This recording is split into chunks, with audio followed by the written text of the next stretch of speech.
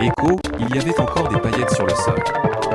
Certaines étaient restées collées sous ma chaussure quand j'ai marché sur le paillasson, celui qu'elle avait fait faire sur mesure le mois dernier avec les futurs Leroy écrits en lettres dorées cursives. Il me narguait, maintenant. Son parfum flottait dans l'air avant même qu'elle n'ouvre la porte. Ce même parfum vanille et champagne qu'elle portait pour les grandes occasions. Sauf que cette fois, je n'étais pas la raison. J'avais tout chronométré à la minute près. Son vol atterrissait à 15h08 à Roissy. Je lui avais laissé le temps de récupérer sa valise, de flirter avec le type qui l'aurait accompagné jusqu'au VTC, et de simuler la gueule de bois pendant le trajet. Donc, à 15h54, j'étais déjà assis au bord du canapé. Lumières éteintes, enveloppe sur la table basse, valise près de la porte, et la bague de fiançailles au fond d'une coupe posée à côté d'une bouteille de champagne intacte. Elle est entrée en fredonnant. Ses escarpins dans une main, son téléphone dans l'autre. La bouche entrouverte comme si elle allait me demander si elle m'avait manqué. Puis elle l'a vu. Je jure que j'ai vu les muscles de son visage se figer en plein sourire. Elle n'a même pas lâché ses chaussures. Elle a juste arrêté de respirer une seconde. Comme un cerf qui entend une brindille craquer. « Tu es rentré tôt » a-t-elle dit. Je n'ai pas répondu. Je n'ai même pas bougé. Je voulais qu'elle comble le silence. Qu'elle s'y noie, honnêtement.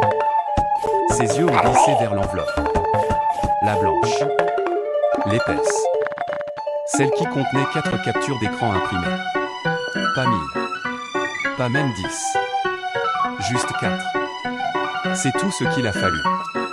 Une provenant de la caméra de l'ascenseur de l'hôtel.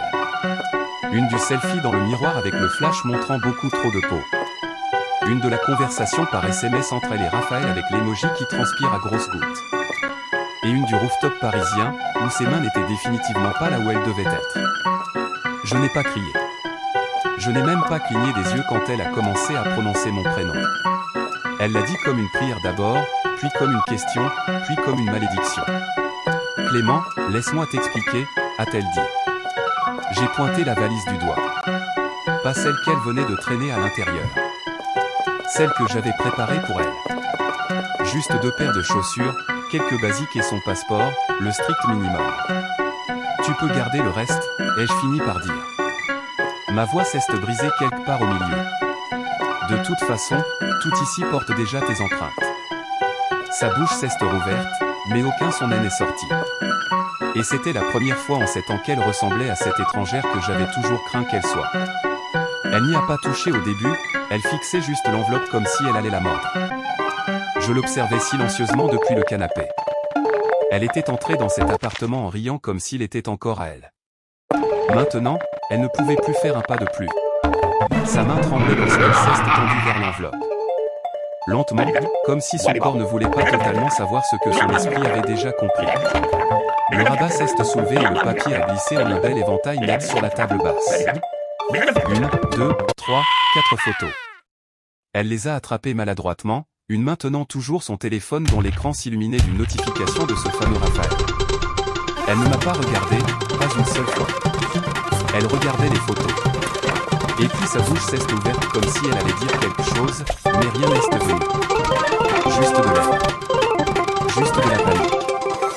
Ses genoux ont lâché, pas assez pour tomber, juste assez pour devoir s'asseoir. Elle s'est laissée tomber dans le fauteuil en face de moi comme une marionnette dont on aurait coupé la moitié des fils. Le silence entre nous s'étirait comme un élastique sur le point de craquer.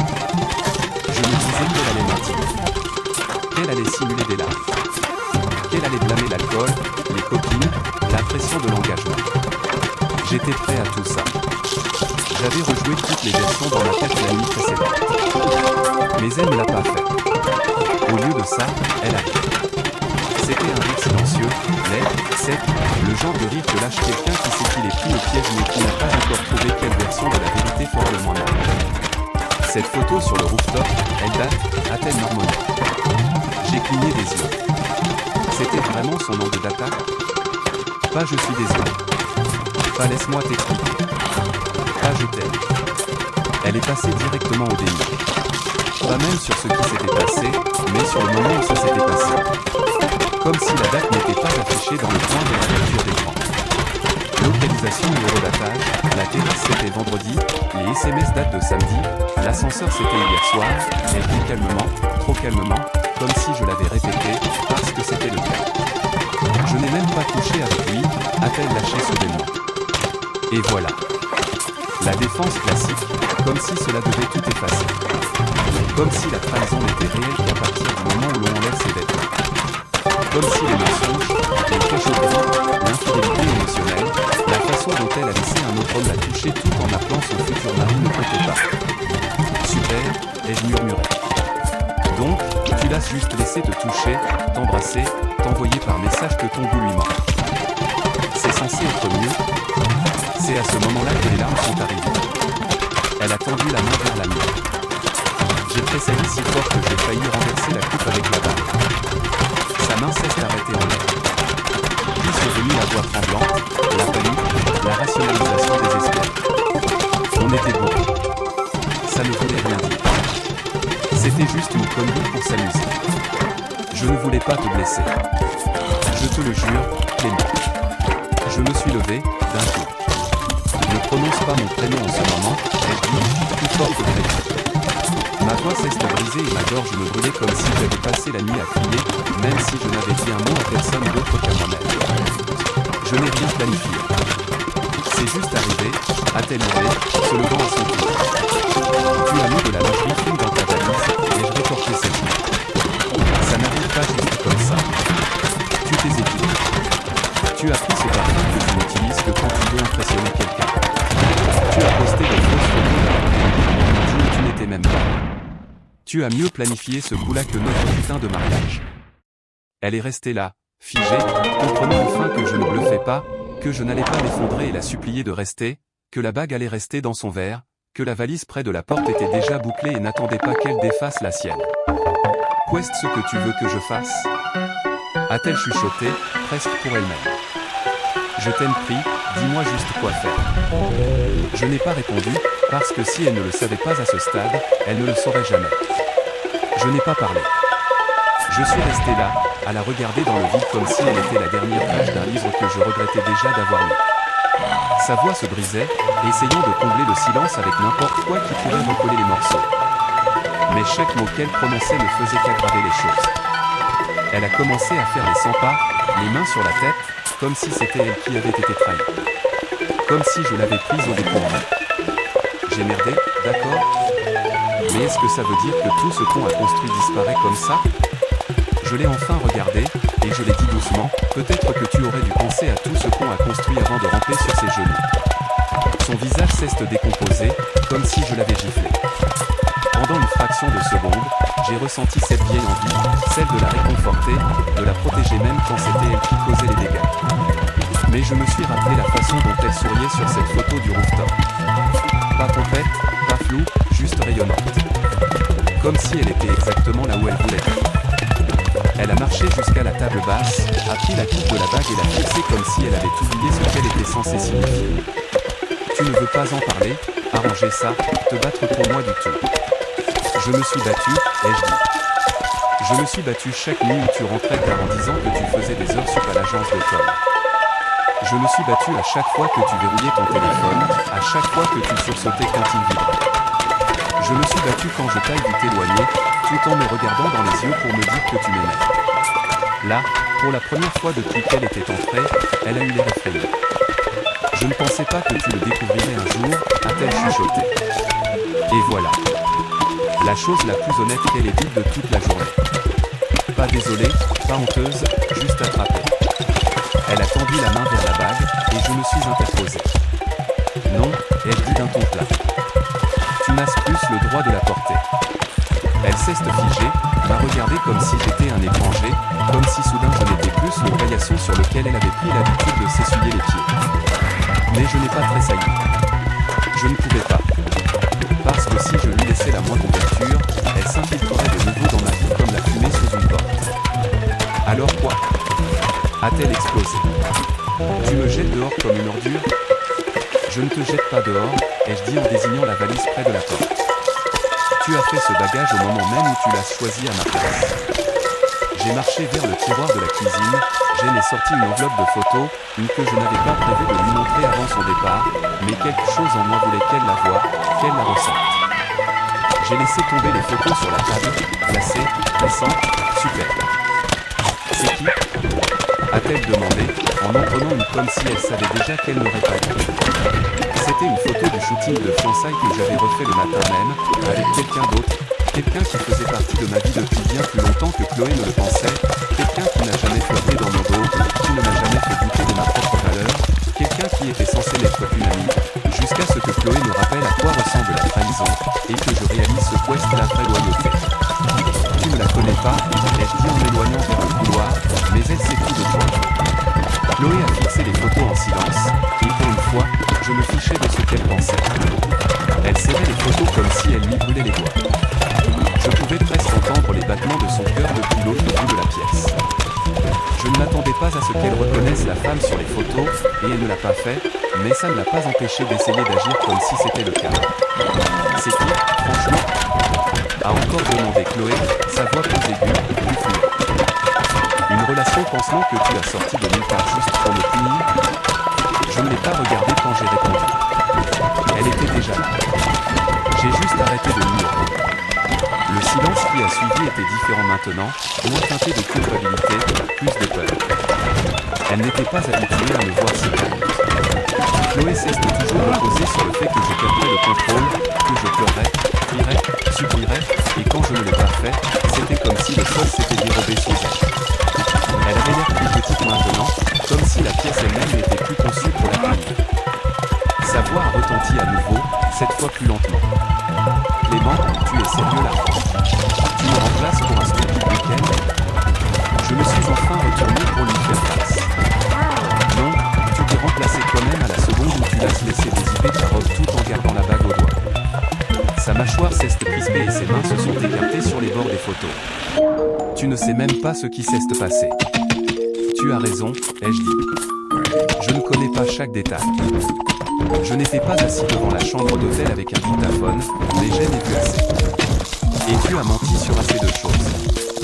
Et honnêtement, si c'est ce que tu as fait devant un objectif, je n'ose imaginer ce que tu as fait quand la lumière t'était éteinte. Le coup a porté. Elle s'estracise lentement, comme si ses jambes ne la portaient plus. Elle portait toujours cette petite chaîne de cheville en or que je lui avais achetée l'année dernière. Elle a accroché la lumière lorsqu'elle a bougé. Je me souviens à quel point elle en était fière. Elle disait que ça lui donnait l'impression d'être chérie.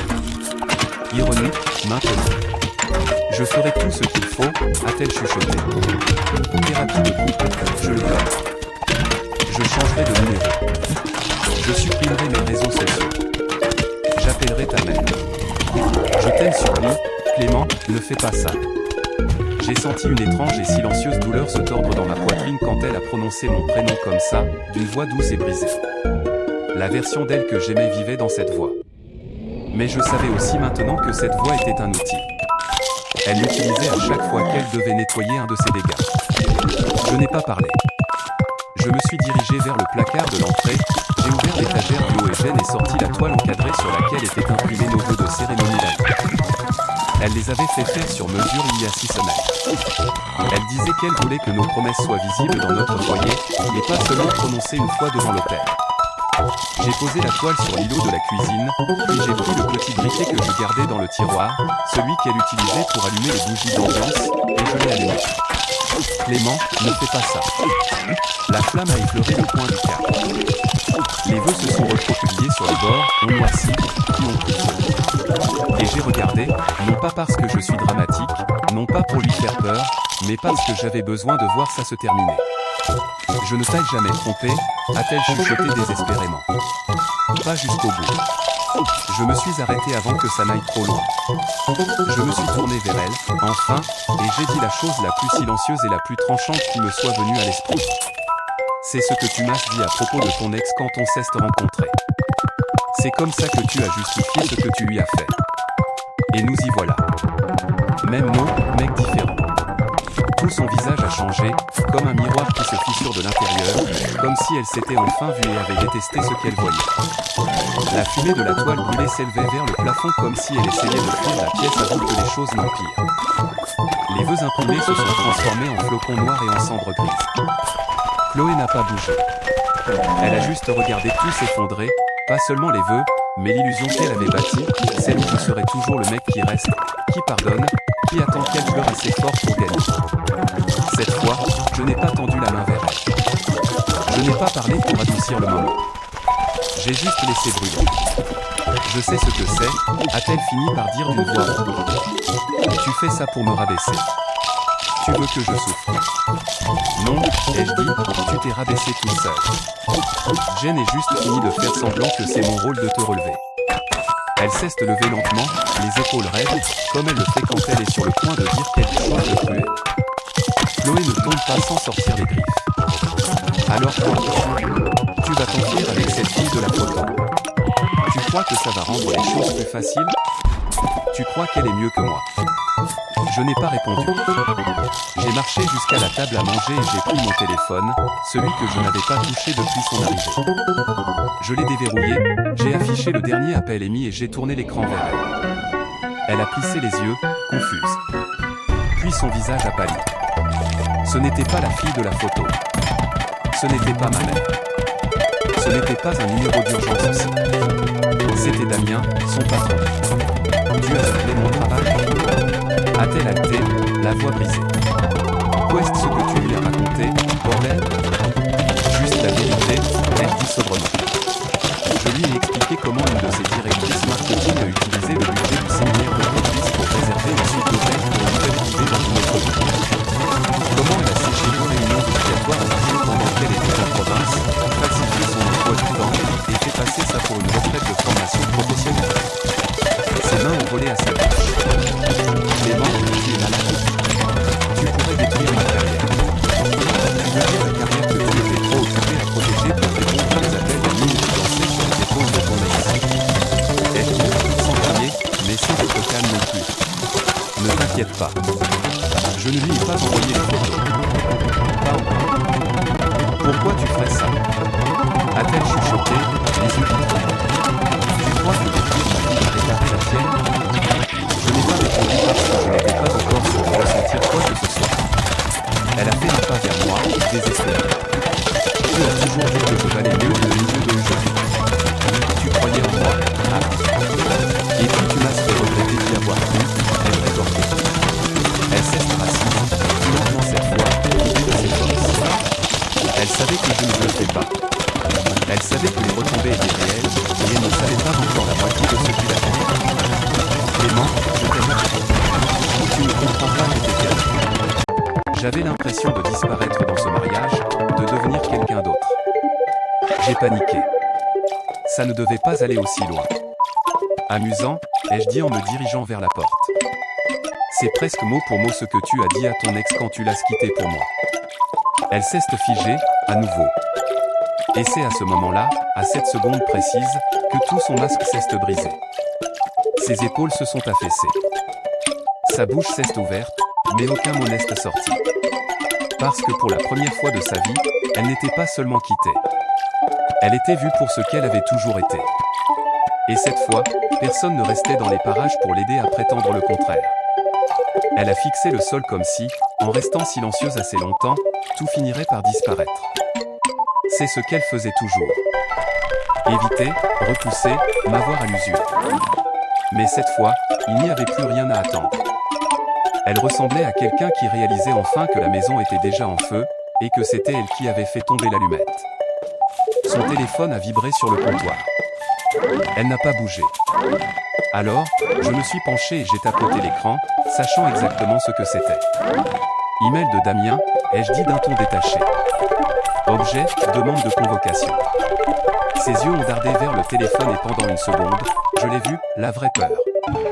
Pas celle qu'elle utilisait pour me manipuler, pas la version théâtrale, la vraie peur, celle qui s'installe dans vos os quand vous comprenez enfin que vous n'avez plus le contrôle.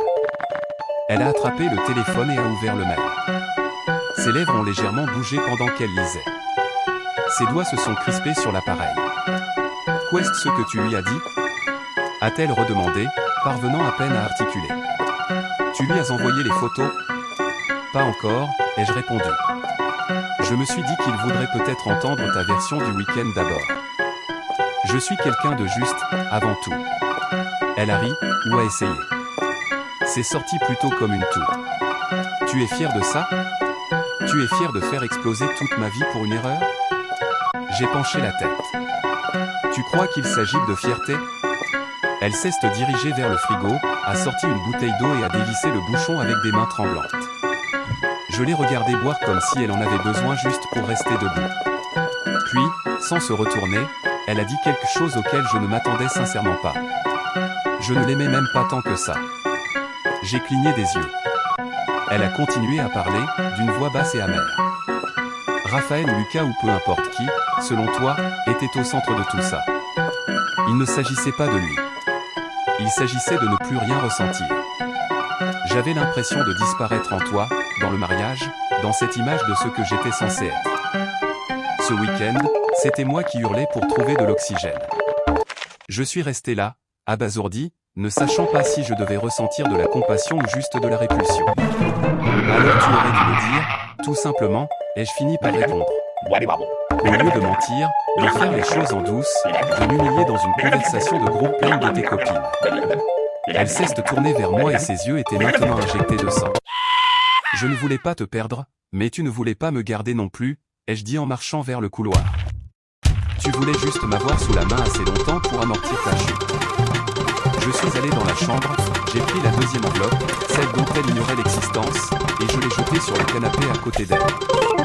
C'est quoi ça? A-t-elle demandé, sans y toucher. Lettre de résiliation de la Wedding Planner. Elle a déjà annulé le domaine, le fleuriste, le groupe de musique, tout. Et avant que tu me poses la question, oui, j'ai payé les frais d'annulation. Tu es tiré d'affaire. Elle s'est lentement enfoncée dans le canapé, clignant fort des yeux comme si elle n'arrivait pas à assimiler la vitesse à laquelle les choses s'effondraient.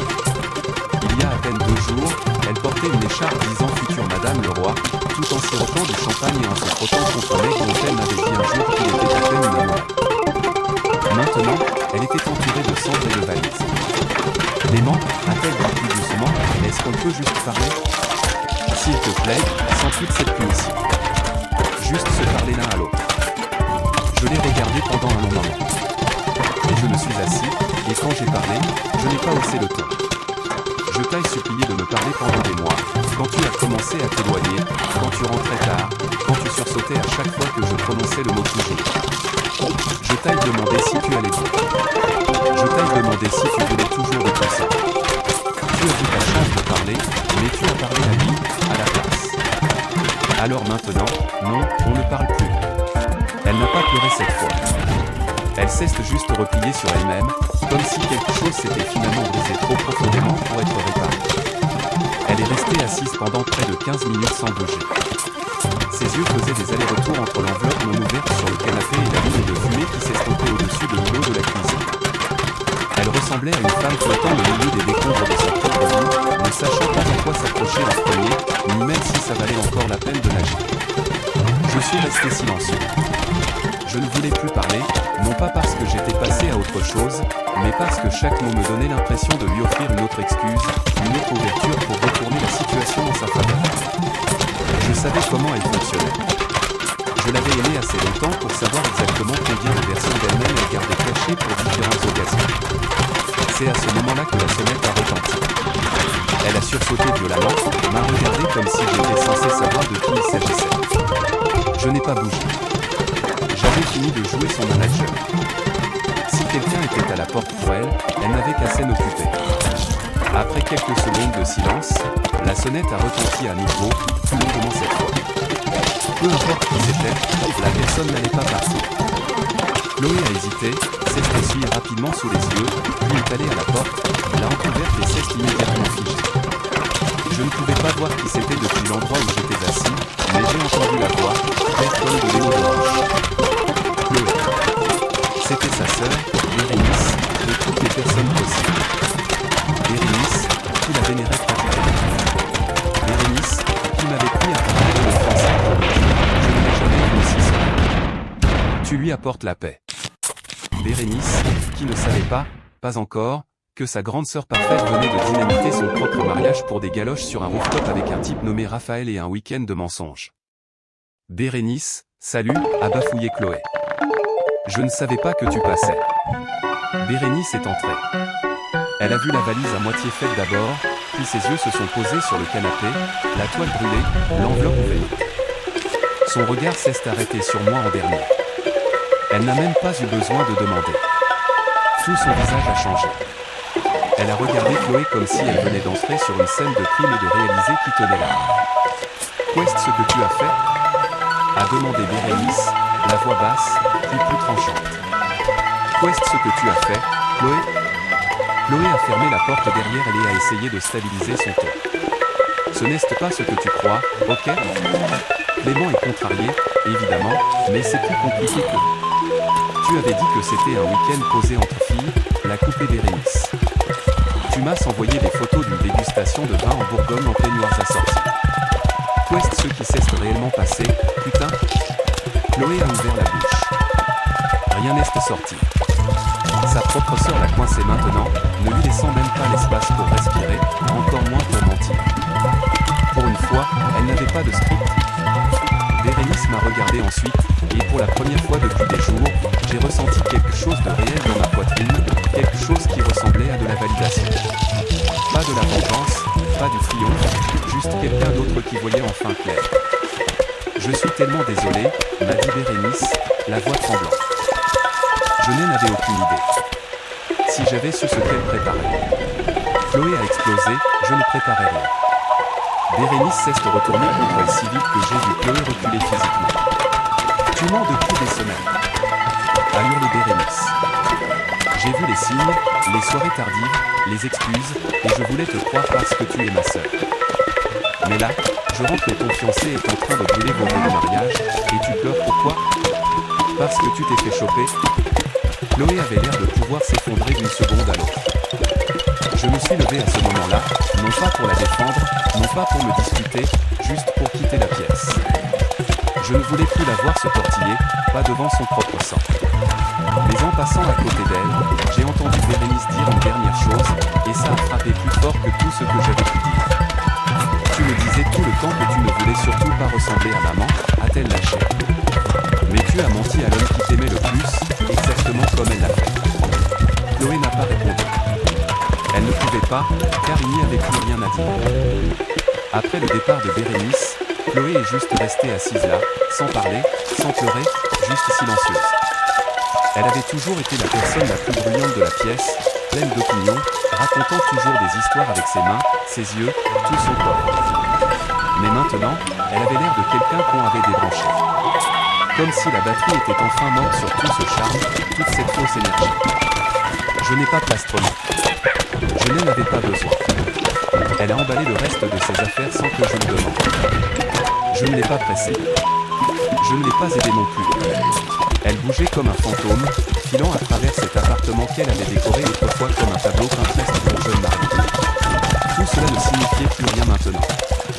La bague était toujours posée dans ce verre, intacte. L'air sentait la fumée, la lavande et autre chose que je ne saurais nommer. Le regret, peut-être. Quand elle a fait rouler sa valise jusqu'à la porte, elle s'est arrêtée, s'est tournée vers moi une dernière fois. J'ai tout gâché, a-t-elle dit doucement. Je le sais. Je ne sais même plus qui je suis. Je n'ai pas répondu. Qu'étais-je censé dire? Bonne chance pour la suite. Elle savait déjà que les dégâts étaient irréversibles. Puis elle a dit quelque chose de plus doux, pas manipulateur, pas théâtral cette fois, juste petit. J'espère que quelqu'un t'aimera mieux que je ne l'ai fait. Je l'ai regardé un instant. Et pour la première fois dans tout ça, je n'ai pas ressenti de douleur. Je n'ai pas ressenti de colère. Je me suis juste senti libéré. Enfin. Tu n'as pas besoin d'espérer, ai-je répondu. Elle le fait déjà. Chloé a cligné les yeux. Sa bouche s'est ouverte, mais aucun mot n'est venu. Je ne lui devais pas d'explication. Je l'ai laissée là, dans cette confusion, dans ce silence. Elle est partie sans dire un mot de plus. La porte a claqué derrière elle comme un point final. Point à la ligne. Fin du chapitre. Et voici la partie qu'elle n'aurait jamais imaginée. Je ne me suis pas jeté dans les bras de quelqu'un. Il n'y a pas eu de relation pansement, pas de baiser dramatique sous la pluie. Ce n'est pas la vraie vie. Ce qui était réel, C'était le calme, la paix, le lent retour de ma propre voix dans ma tête au lieu de la sienne. Ça a pris du temps, mais finalement la femme de ces photos, celle qu'elle pensait n'être qu'un accessoire, une menace, m'a appelé. Je ne m'y attendais pas. Je n'avais rien demandé, mais elle a fait le premier pas. Elle m'a dit qu'elle avait vu les photos, et elle a pleuré. Pas parce que j'étais beau dessus, mais parce qu'elle a dit que j'avais de nouveau l'air d'être moi-même. Comme quelqu'un qu'elle n'avait pas vu depuis des années. Elle s'appelle Élise. On s'est rencontrés bien avant Chloé. C'était celle dont je m'étais toujours dit qu'elle était trop bien pour moi. À l'époque, je pensais que Chloé était ce que je méritais, quelqu'un de passionnant, d'imprévisible, de sauvage. Mais Élise, elle, était constante, attentionnée, honnête. Je croyais que ça voulait dire ennuyeuse. Il s'est avéré que ça voulait dire rassurant. Elle m'a invité à prendre un café en terrasse. Pas de pression, juste une discussion. Et nous avons parlé pendant des heures, comme si le temps ne s'était pas écoulé. Comme si tous les morceaux que je croyais brisés avaient juste été éparpillés, attendant d'être recollés par la bonne personne. Elle ne m'a pas posé de questions sur Chloé. Elle n'en avait pas besoin. Elle m'a juste écouté, tout entier, même les plaintes, ma douleur, les morceaux dont je ne voulais pas admettre qu'ils saignaient encore. Et quelque part dans cette brasserie, entre la deuxième et la troisième tasse, j'ai réalisé quelque chose de stupidement simple. Je n'étais pas brisé. J'étais juste libre. Maintenant, ça fait 6 mois. L'appartement a l'air différent, plus lumineux, plus calme. Mes nuits sont tranquilles, non pas parce que je suis seul, mais parce que personne ne crie, ou on me cache des SMS dans la salle de bain. Élise vient le dimanche. Elle apporte des chouquettes, porte de gros pulls et lit le journal à voix haute comme un personnage d'un vieux film. Parfois, je me surprends à sourire sans raison, juste à sourire. Et je crois que c'est comme ça que je sais que je m'en suis sorti. Chloé n'a pas rappelé. Je ne pense pas qu'elle le fera. Aux dernières nouvelles, elle a quitté son boulot et changé de ville. Bérénice m'envoie encore des messages parfois, me dit qu'elle essaie d'être une meilleure personne.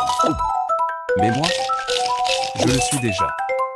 Et je n'avais pas besoin de vengeance. J'avais juste besoin de paix.